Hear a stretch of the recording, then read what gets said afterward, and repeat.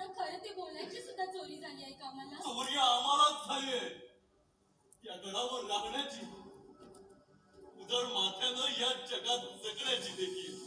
असं कोणी म्हटलं? आम्ही गैर वागलो, आम्ही गैर बोललो. देसाईंना चौकशी विना बंदीखान्यात डावणारे अण्णाजी गैर वागले नाही. वसुलीसाठी कुळानं तापलेल्या सांडसानं त्रास देणारे सुभेदार गैर वागले नाही. गडाचे दरवाजे आम्हाला बंद होतील अशा कमी देणारा महासाहेब गैर वागले नाही. पण प्रभाव इथून पट्टीच्या वाटेवर प्रभर रात्र आम्ही संगीताच्या मैफलीत पोचावलो. तर तेवढ्याने आम्ही विलासी शौकीन झालो.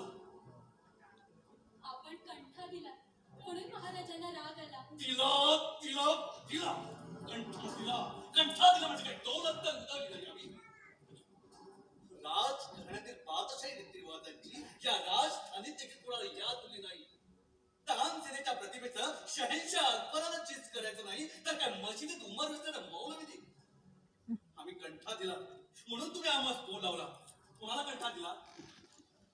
कंठा दिला एका गाणाऱ्या कलावंतीनीला, पोटासाठी देहविक्रय करणाऱ्या नायकिनीला नव्हे.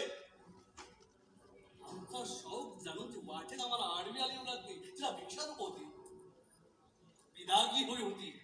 म्हणून आमच्यासाठी तिनं मैफल उभी केली. राग दारीचे धुंद तास उभे केले तिनं आमच्या भोवती. जान कुर्बान केली असती तरी त्या बाईच्या गुणाचं मोल झालं नसतं. मग शूद्र कंठ्याची बात कशाला? हा खुलासा मका का नाही केला? आम्ही गैर वागलो, आम्ही गैर बोललो. मासाहेब, थोरल्या मासाहेब तर गेले.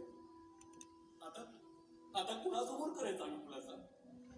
आम्हाला पाहण्याला या मासाहेबांसमोर, आमचे नाराजगी करणाऱ्या हंबीरावांसमोर, या आम्हाला युवराज पदावरून हुसकावून लावून पाहणाऱ्या अष्टप्रधानांसमोर, आपल्यावर माया करणाऱ्या महाराजांसमोर.